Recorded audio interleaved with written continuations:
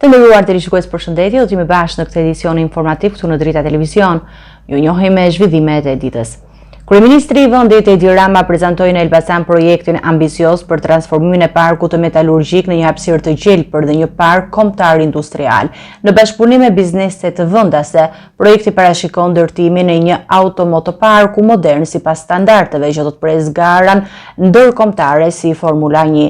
Ambicia e projektit është që Shqipëria të jetë mikpritëse e garës së Formula 1 deri në vitin 2030, duke krijuar një motor të ri për ekonominë shqiptare.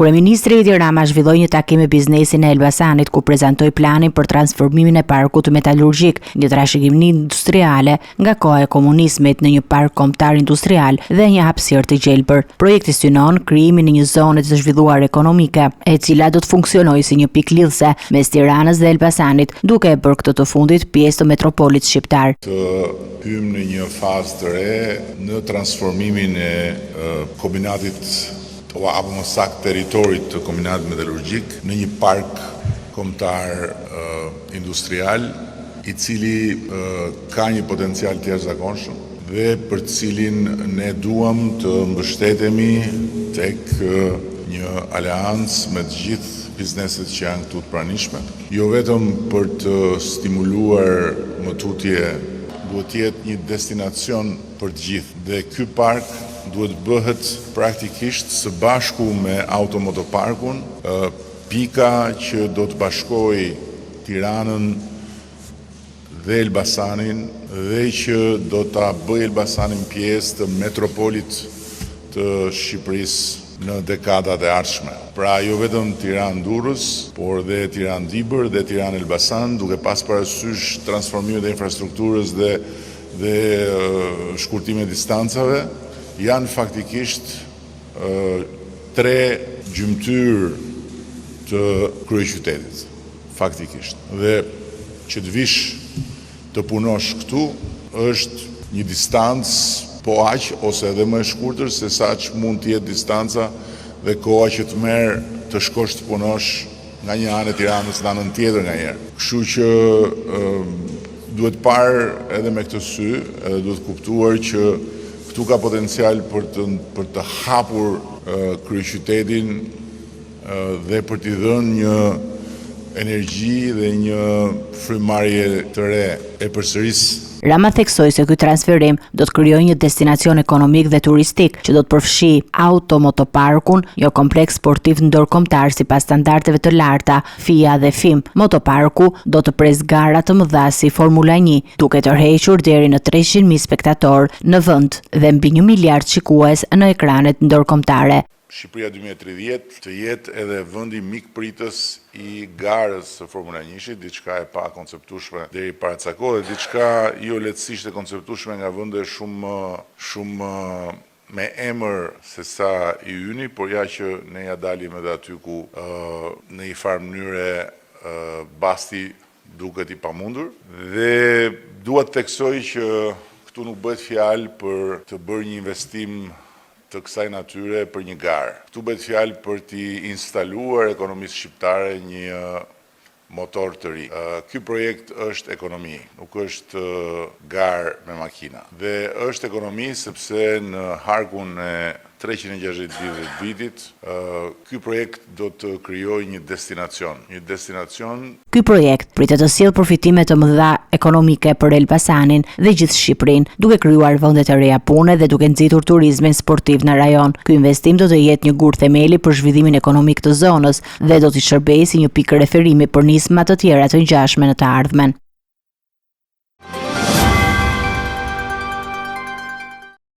Sali Berisha ka reaguar ndaj etiketimit të tij si buf nga Edi Rama duke e kthyer akuzën në një simbol të fuqisë mendore dhe diturisë.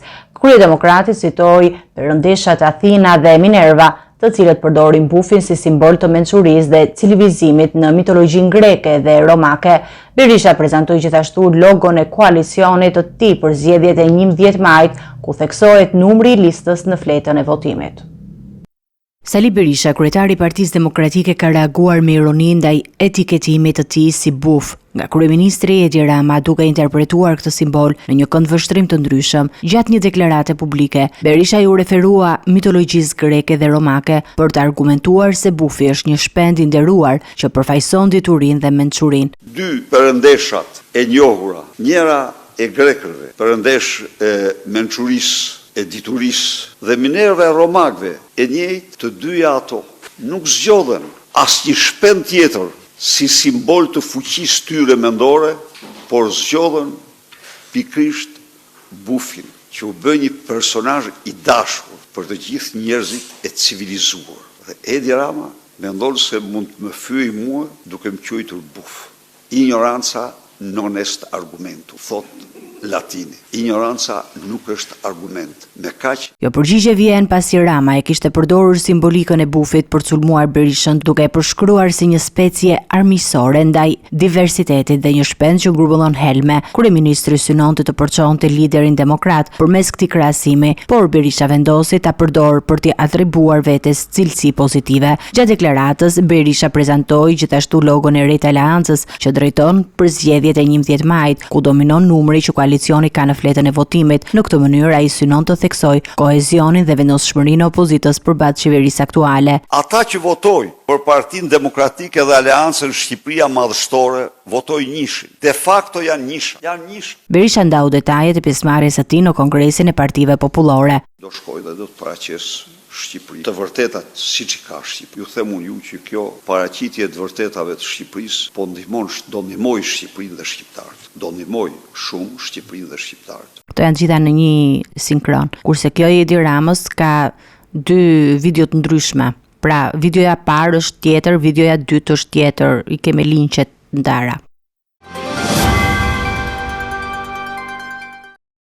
Në datën 14 prill, gjykata e lartë do të shqyrtojë rekursin e Sali Berishës lidhur me vendimin e dhënë nga apeli për masën e sigurisë. Relatori i çështjes Sokol Binaj caktoi këtë datë për zhvillimin e seancës. Vendimi i apelit të posaçëm riktheu masën detyrim paraqitje për ish kryeministrit pas revokimit të masës së arrestit në shtëpi nga gjyqtarja e shkallës së parë. Seanca pritet të vendoset nëse do të pranohet rekursi i Berishës apo do të mbetet në fuqi vendimi i apelit.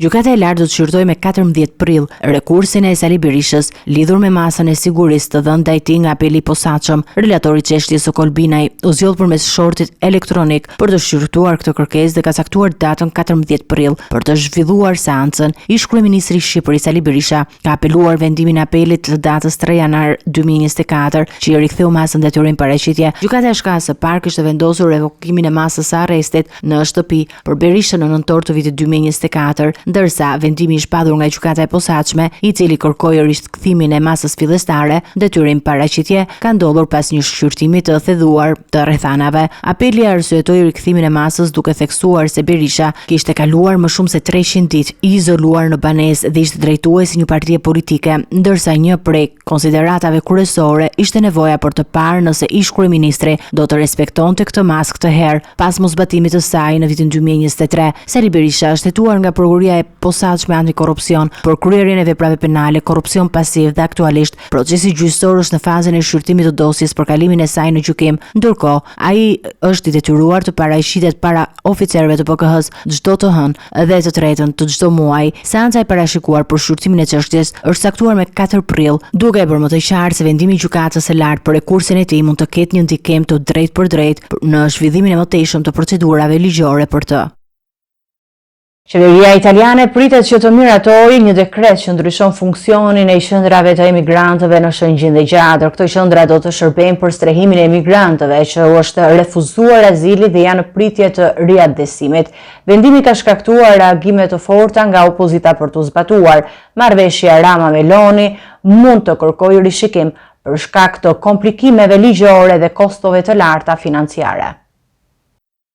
Qeveria italiane po përgatitet të zyrtarizojë një dekret veçantë gjatë mbledhjes së saj kësaj të premteje, i cili ndryshon funksionin e qendrave të emigrantëve në Shëngjin dhe Gjatër. Në përputhje me këtë vendim, këto qendra, të cilat më parë ishin të dedikuara për mbajtjen e emigrantëve të shpëtuar në ujërat ndërkombëtare, tani do të shërbejnë për strehimin e emigrantëve të cilët u është refuzuar azili dhe janë në pritje të riadesimit. Dekreti, sipas gazetës italiane La Repubblica, përmban vetëm 2 nene, duke përcaktuar se zyrat në portin e Shëngjinit do të shërbejnë për pritje dhe regjistrimin e emigrantëve, të cilët më pas do të transferohen në qendrën e Gjatrit. Kjo qendër do të pranojë edhe emigrantë nga vendet që nuk konsiderohen të sigurta dhe qëndrimi i tyre mund të zgjasë deri në 1 vit e gjysmë, ndërkohë që pritet riadesimi i tyre. Megjithatë, vendimi ka hasur kritika të ashpra nga opozita italiane dhe ekspertët ligjor, të cilët vënë në pikpyetje përputhshmërinë e tij me ligjin evropian. Ligji italian kërkon që dëbimi i emigrantëve të kryhet nga territori italian, gjë që mund të nënkuptojë kthimin e emigrantëve nga Gjatri në Itali përpara dëbimit përfundimtar. Kjo procedurë komplekse rrezikon të riskostot dhe të zgjasë procesin e riadesimit, duke krijuar një sfidë të re për autoritetet italiane. Sekretarja e Partisë Demokratike, Eli Schlein, kritikoi hapur këtë dekret, duke konsideruar si një vendim në kundërshtim me ligjit e Bashkimit Evropian dhe të papërshtatshëm për menaxhimin efektiv të emigracionit. Ajo gjithashtu theksoi se një ndryshim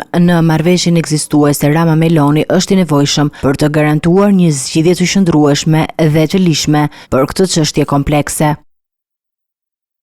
Ecime të tjera informacione, prokuroria e Fierit ka përfunduar hetimet dhe ka dërguar për gjykim Azgan Mërnicën, autori dyshuar për vrasjen efektive të forcave speciale shqiponja në Vros Cenaliaj në maj të vitit të 2024.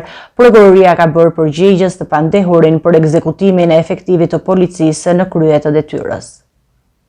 Prokuroria e Fierit ka përfunduar hetimet dhe ka dërguar për gjykim Azgan Mërnicën, të akuzuarin për vrasjen e efektivit në Vros Cenaliaj në një ngjarje të rëndë që tronjti opinionin publik në maj të vitit 2024. Sipas akuzës, Mërnica do të përballet në gjykat me një serve prash penale përfshirë vrasje të punonjësve të policisë, mbajtje dhe prodhim të armëve dhe municioneve dhe drejtim mjeti në mënyrë të parregullt. Ngjarja tragjike ndodhi në 13 maj 2024, kur efektivi forcave shqiponja në Vros Cenaliaj, i veshur me uniformë zyrtare, ndaloi Azgan Mërnicën pas një manovre të rrezikshme që ky i fundit kishte kryer me automjetin e tij, duke hyrë në kthes me shpejtësi dhe duke rrezikuar jetën e qytetarëve të tjerë. Viktima i tërhoqi vëmendjen të pandehurit për mënyrën e pakujdesshme të drejtimit të mjetit, çka solli një përplasje verbale mes tyre. Sipas prokurorisë, konflikti eskaloi kur Mërnica ndaloi automjetin, zbriti me një çantë ku mbante armën e zjarrit dhe u afrua efektivit të policisë. Pa paralajmërim, ai qelloi drejt fytyrës së Cenaliajt, duke e lënë të vdekur në vend. Akti brutal tronditi komunitetin, ndërsa organet e rendit ndërmorën me njëherë operacionin për kapjen e autorit, i cili u arrestua pak orë më vonë. Prokuroria e Fierit ka ngritur një dosje të plot provash ndaj të pandehurit, përfshirë dëshmi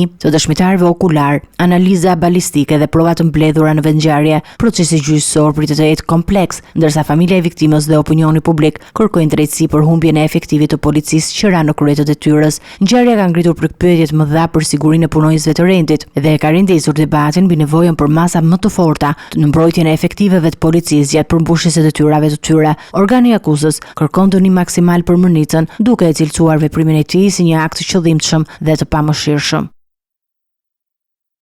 Prokuroria e posaçme kundër korrupsionit dhe krimit të organizuar ka kërkuar kontrollin e banesave të motrave Giovanna dhe Alda Nikolli, kërkesë që është miratuar nga gjykata e posaçme.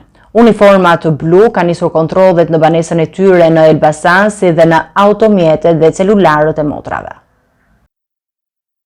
Prokuroria e posaçme kundër korrupsionit dhe krimit të organizuar ka kërkuar dhe ka marrë miratimin e gjykatës së posaçme për të kryer kontrollin e banesës së motrave Giovanna dhe Alda Nikolli. Aktualisht uniformat blu kanë realizuar kontrollin në banesën e tyre në qytetin e Elbasanit, ndërkohë që janë urdhëruar gjithashtu kontrollin e automjeteve dhe celularëve të dy motrave. Kjo kërkesë vjen pas hetimeve të lidhura me një shpërthim me tritol të ndodhur në vitin e kaluar në lagjen Haxhias, ku shpërthimi i tritolit kishte si shenjestër dy motrat Nikolli. Megjithatë, Ato nuk pësuan dëmtime, por shpërthimi shkaktoi dëme serioze në shtëpinë e Enea Thomarajt, i cili u la në koma për 3 muaj dhe më pas humbi jetën. Hetimet kanë zbuluar se shpërthimi ishte i drejtuar drejt motrave dhe një prej pisave të hetimit është mundësia e konflikteve të mëparshme që ato kanë pasur përfshirë lidhjen e Giovanna Nikollit me Amarildo Xhanein, një person e arrestuar në gusht të 2023 në Vlorë për armbajtje dhe planifikim vrasjeje. Giovanna Nikolli ka të bëjë me disa video të publikuara në rrjetet sociale përfshirë një mesazh ndaj Nureddin Dumanit, një tjetër të penduar të drejtësisë, që ka ngritur dyshime mbi lidhjet dhe konfliktet e mundshme të saj me individ të tjerë të përfshirë në botën e krimit. Këto zhvillime kanë çuar në kalimin e dosjes hetimore tek SPAK, i cili po heton përfshirjen e motrave Nikolli në aktivitetet palishme dhe mundësinë e ndërlidhjes me krime të tjera.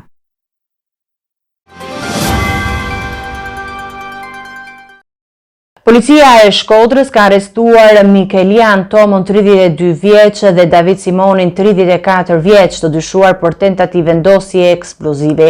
Dy të rit u kapën gjatë një ndjekjeje në lagjen Xhabia, ku të dy lëviznin me një motor me targa të vjedhura dhe numër shasie të ndryshuar. Ata nuk pranuan të flasin para hetuesve, ndërsa dyshohet se gjatë ndjekjes mund të kenë hedhur lëndën plasëse. Dy të rinj të dyshuar për tentativë të vendosjes eksplozive u arrestuan mbrëmjen e së mërkurës nga policia e Shkodrës. Mikelian Toma, 32 vjeç dhe David Simoni, 34 vjeç, po lëviznin me një motor në lagjen Xhabie, kur uniformat blu vendosën t'i ndalonin. Ata nuk ju bindën urdhrit të policisë, çka çoi në një ndjekje që përfundoi pranë varrezave të dëshmorëve, ku të rinjt u kapën. Gjatë verifikimit, rezultoi se motori kishte targa të vjedhura dhe numri shasisë ndryshuar, duke shtuar dyshimet për aktivitet kriminal. Policia ka dyshime se të arrestuarit kishin për qëllim vendosjen në një lëndë plasëse, por deri më tani nuk është identifikuar objektivi i mundshëm. Sipas burimeve gjatë ndjekjes dyshohet se eksplozivi mund të jetë hedhur nga dy të rinjt, por këto detaje janë ende në fazë hetimi. Toma dhe Simoni kanë refuzuar të bashkëpunojnë me hetuesit, duke mos dhënë asnjë deklaratë për ngjarjen. Policia vijon hetimet për të zbuluar rrethana të tjera të rastit dhe për të identifikuar persona të tjerë të përfshirë në këtë veprimtari të dyshimit kriminale.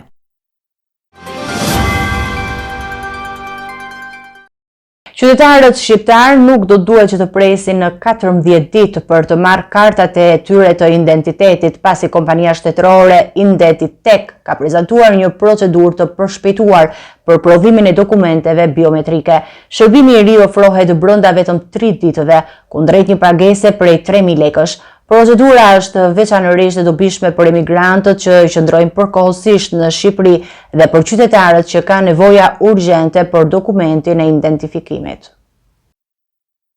Indentitek, kompania shtetërore përgjegjëse për prodhimin e dokumenteve biometrike në Shqipëri, ka prezantuar një shërbim të ri të përshpejtuar për qytetarët që kanë nevojë urgjente për karta identiteti. Ndryshe nga koha e zakonshme prej 14 ditësh për përpunimin e dokumentit, ky shërbim i ri garanton pajisjen me kartë identiteti brenda vetëm 3 ditëve kundrejt një pagese prej 3.000 lekësh. Kompania Indentitek thekson se qëllimi i këtij shërbimi është lehtësimi dhe përshpejtimi i procesit të aplikimit për kartat e identitetit, duke u ardhur në ndihmë qytetarëve që kanë nevojë urgjente për këtë dokument. Procedurat e përshpejtuara është veçanërisht e dobishme për emigrantët që vizitojnë Shqipërinë për periudha të shkurtra, si dhe për ato që kanë nevojë të marrin shpejt kartën e identitetit për arsye personale, profesionale apo administrative. Aplikimi për këtë shërbim kryhet në çdo zyrë të Indentitek në të gjithë Shqipërinë. Qytetarët që zgjedhin procedurën e përshpejtuar duhet të blejnë kuponin për katës dhe të kenë me vete dokumentin e vjetër të identitetit ose një vetdeklarim të humbjes apo vjedhjes së tij, të cilën mund ta marrin nga portali Ilbenja. Ky vendim është mirëpritur nga qytetarët që përballen shpesh me nevojën për dokument identifikimi në kohë të shkurtër, veçanërisht ata që punojnë apo studiojnë jashtë vendit dhe ndodhen në Shqipëri për periudha të shkurtra. Megjithatë, disa qytetarë kanë ngritur shqetësime mbi koston e shërbimit të përshpejtuar, duke konsideruar atë të lartë për shumë familje. Ky hap vjen si pjesë e përpjekjeve të vazhdueshme të qeverisë për të modernizuar shërbimet publike dhe për të lehtësuar proceset administrative për qytetarët. Me këtë procedurë të re,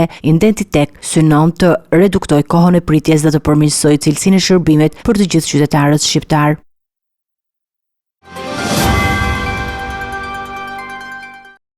Ecim me të tjera informacione, kalojmë në zhvillimet nga bota. Dy tërmete të fuqishme me magnitudë të 6.4 dhe 7.7 ronditën Birmanin, mëngjesin e sotëm duke shkaktuar dëme të mëdha në Tajland dhe Kinë. Në Bangkok, një ndërtesë 30 katshe në ndërtim u shem nga lëkundjet e forta, duke lënë 53 punonjës ndërtimit të zhdukur dhe dhjetra të tjerë plagosur. Junta ushtarake e Birmanisë shpalli gjendjen e jashtëzakonshme dhe kërkoi ndihmë ndërkombëtare për përballëmin e fatkeqësisë. Dy tërmet të fuqishëm me magnituda 6.4 dhe 7.7 të shkallës Richter troditën në Birmani në mëngjesin e sotëm, duke shkaktuar dëme të mëdha edhe në vende fqinj si Tajlanda dhe Kina Jugore. Epiqendra e dy lëkundjeve të forta u regjisтрua në veri perëndim të qytetit Sagaing me një thellësi prej 10 kilometrash, duke shkaktuar panik dhe shkatrim të gjerë. Në Bangkok të Tajlandës, një ndërtesë 30 katëshe në ndërtim u shemb si pasojë e tërmetit, duke lënë të zhdukur 53 punonjës ndërtimi dhe duke plagosur 10 persona. Pamje dramatike nga vendi ngjarjes tregojnë momentet kur ndërtesa shembet plotësisht, ndërsa të plagosurit nxirren në rënoja nga ekipat e shpëtimit. Ndërkohë, pasojat e tërmeteve në Birmani janë katastrofike. Dhjetra mijëra qytetarë braktisën ndërtesat dhe dolën në rrugë të përfshirë nga paniku. Junta ushtarake e Birmanisë, e cila qeveris vendin prej vitit 2021, shpalli gjendjen e jashtëzakonshme në disa qytete të mëdha dhe kërkoi ndihmë ndërkombëtare për të përballuar situatën emergjente. Instituti Gjeologjik Amerikan paralajmëron se numri i viktimave mund të arrijë në mijëra, ndërsa dëmat materiale janë të përmasave kolosale. Dëmet të rënda janë raportuar gjithashtu dhe në qytetin Mandalay, pranë epiqendrës të tërmetit. Në shumë zona të prekura nga tërmetet, ndërhyrja e ekipeve të emergjencës është e vështirë për shkak të shkatrimit të rrugëve dhe hekurullave, duke e bërë të pamundur mbërritjen e ndihmës në kohë. Dëme janë raportuar deri në Kinën Jugore, ndërsa Tajlanda përballet me situatë emergjente në shumë qytete. Birmania është një nga vendet më të rrezikuara nga tërmetet në rajon, me periudhën më aktive sismike mes viteve 1930 dhe 1960. Junta ushtarake ka bërë thirrje për ndihmë ndërkombëtare, ndërsa mediat e huaja raportojnë se komunikimi me zonat e goditura është i vështirë për shkak të shkatrimit të infrastrukturës. Kjo fatkeqësi natyrore ka thelluar më tej krizën në Birmani, e cila prej vitit 2021 ndodhet në regjimin ushtarak dhe po përballet me izolim ndërkombëtar. Ndërkohë, ekipet e kërkimit dhe shpëtimit po përpiqen të nxjerrin të mbijetuarit nga rënojat, ndërsa situata mbetet kritike dhe pasigurt. Presidenti rus Vladimir Putin sugjeroi një administratë përkohshme ndërkombëtare në Ukrainë për të mundësuar zgjedhjet dhe nënshkrimin e marrëveshjeve të rëndësishme. Ai propozoi që ky mision të kryhet në mbikëqyrjen e Kombeve të Bashkuara, Shteteve të Bashkuara dhe Shteteve Evropiane me përfshirjen e partnerëve të Rusisë. Putin theksoi se një qeveri e zgjedhur nga populli ukrainas do të mundsonte nisjen e negociatave për një traktat paqeje.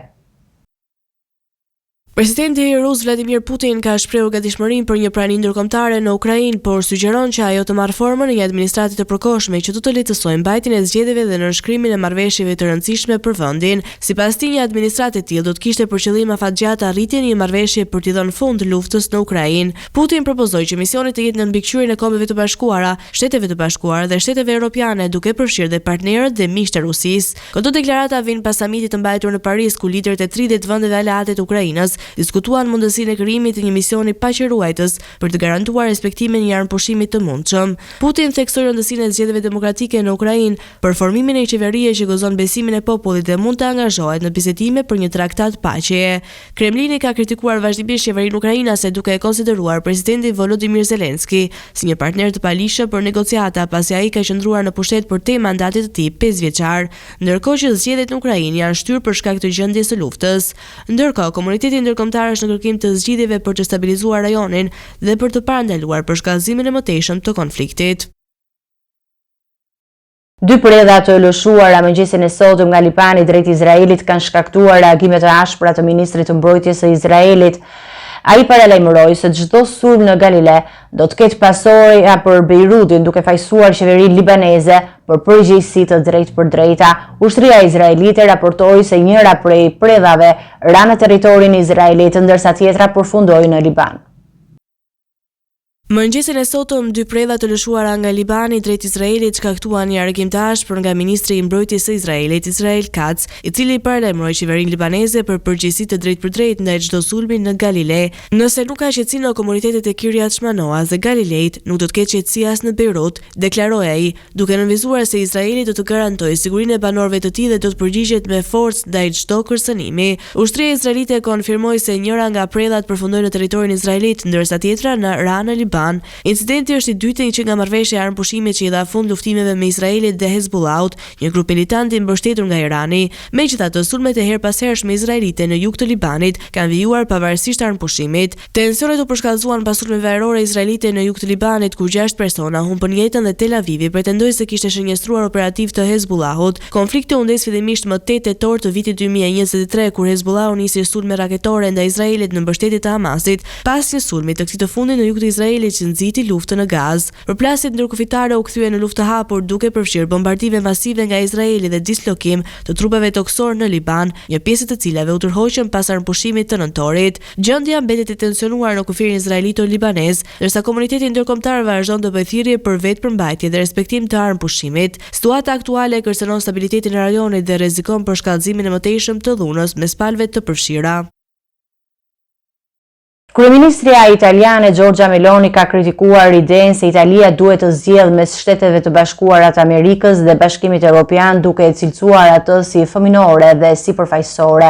Në një intervistë për Financial Times, Meloni theksoi rëndësinë e marrëdhënieve të forta me Shtetet e Bashkuara të Amerikës dhe sugjeroi që Italia të luajë një rol ndërmjetësues për të shmangur përplasjet mes Shteteve të Bashkuara të Amerikës dhe Bashkimit Evropian. Kryeministra italiane Giorgia Meloni e ka cilësuar si fëminore dhe si përfaqësore idenë se Italia duhet të zgjedhë mes Shteteve të Bashkuara dhe Bashkimit Evropian, duke theksuar se vendi i saj mund të ketë marrëdhënie të mira me të dyja palët. Në një intervistë për Financial Times, Meloni kritikoi disa liderë europian për reagimet e tyre të tepruara ndaj ish-presidentit amerikan Donald Trump, duke thënë se është në interesin e të gjithëve të kapërcejnë tensionet transatlantike. Ajo vuri në dukje se Bashkimi Evropian është shumë e ngadalt në proceset e vendimarrjes dhe tha se nuk është e lehtë të konkurrosh me dikë që mund të nënshkruaj 100 urdhra ekzekutiv në një ditë. Meloni deklaroi se SBA-ja është aleati kryesor i Italisë dhe se ndani qasje më të afërt me Trumpin për shkak të pozicioneve të tyre të përbashkëta konservatore. Ajo sugjeroi se Italia mund të luajë një rol ndërmjetësues për të shmangur përplasjet mes SBA-s dhe Europës, duke ndihmuar në ndërtimin e urave të bashkëpunimit. Meloni pranoi gjithashtu se kritika e Trumpit ndaj Europës kishte në shënjesër klasën drejtuese dhe idenë se liderët tentojnë t'u imponojnë qytetarëve ideologjinë e tyre në vend që të zgjidhin problemet reale. Kryeministra italiane mbështeti qëndrimet e zëvendës presidentit amerikan për Europën në konferencën e Munihut dhe pranoi se Bashkimi Evropian ka humbur disi drejtimin e saj. Ajo theksoi se është e rëndësishme të kuptohet realiteti dhe të gjendet zgjidhje efektive për qytetarët, duke nënvizuar se Italia do të ndjekë gjithmonë interesat e saj kombëtare. Këto deklarata përkojnë me përpjekjet e Italisë për të ruajtur një balancë strategjike midis partnerëve transatlantik, në një kohë kur marrëdhëniet SBA-BE janë përballur me sfida të shumta.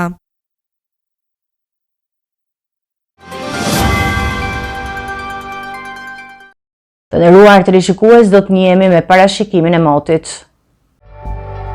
Territori shqiptar për datën 29 mars 2025 parashikohet të përshkruhet në një mot i paqëndrueshëm. Sipas të dhënave meteorologjike, territori shqiptar pritet të ketë një ditë me vranësira dhe rreshje shiu. Temperatura minimale parashikohet të jetë 3 gradë Celsius, ndërsa ajo maksimale pritet të arrijë deri në 17 gradë Celsius. Era pritet të fryjë nga jugperëndimi me një shpejtësi maksimale e cila do të arrijë deri në 12 metra për sekond, çka do të krijojë dallgëzim deri në 3 ball, ndërsa temperaturat minimale dhe maksimale për disa nga qytetet kryesore të Shqipërisë do të jenë si vijojnë: Shkodër 10 deri në 17 gradë Celsius, Kukës 8 deri në 16 gradë, Peshkopi 5 deri në 13 gradë, Tiranë 9 deri në 15 gradë Celsius, Durrës 9 deri në 14 gradë, Kavaj 9 deri në 15 gradë Celsius, Elbasan 9 deri në 15 gradë, Berat 9 deri në 14 gradë Celsius, Korç 3 deri në 10 gradë, Vlorë 8 deri në 14 gradë Celsius, Gjirokastër 3 deri në 8 gradë, Sarand 9 deri në 13 gradë Celsius, Për datën 29 mars 2025, territori i Kosovës pritet të ketë një mot të paqëndrueshëm. Gjatë ditës do të ketë reshje të shumta shiu në të gjithë territorin. Temperatura minimale parashikohet të jetë 6 gradë Celsius, ndërsa ajo maksimale pritet të arrijë deri në 16 gradë Celsius. Era do të fryjë kryesisht nga nglindja me një shpejtësi maksimale prej 8 metrash për sekond, ndërsa temperaturat minimale dhe maksimale për disa nga qytetet kryesore të Kosovës do të jenë si vijojnë: Mitrovic 7 deri në 15 gradë Celsius, Podujev 6 deri në 14 gradë, Skënderaj 6 deri në 14 gradë Celsius, Pej 8 deri në 13 gradë, Prishtinë 6 deri në 14 gradë Celsius, Gjakov 7 deri në 16 gradë, Malishev 7 deri në 14 gradë Celsius, Gjilan 6 deri në 15 gradë, Ferizaj 6 deri në 14 gradë Celsius, Kaçanik 6 deri në 13 gradë, Suharek 7 deri në 14 gradë Celsius, Prizren 6 deri në 12 gradë Celsius. Të nderuar teleshikues, ishte gjithçka e përgatitur në këtë edicion informativ. Ju faleminderit për vëmendjen tuaj. Bashkë takohemi në edicione të tjera. Bashkë miru takofshim.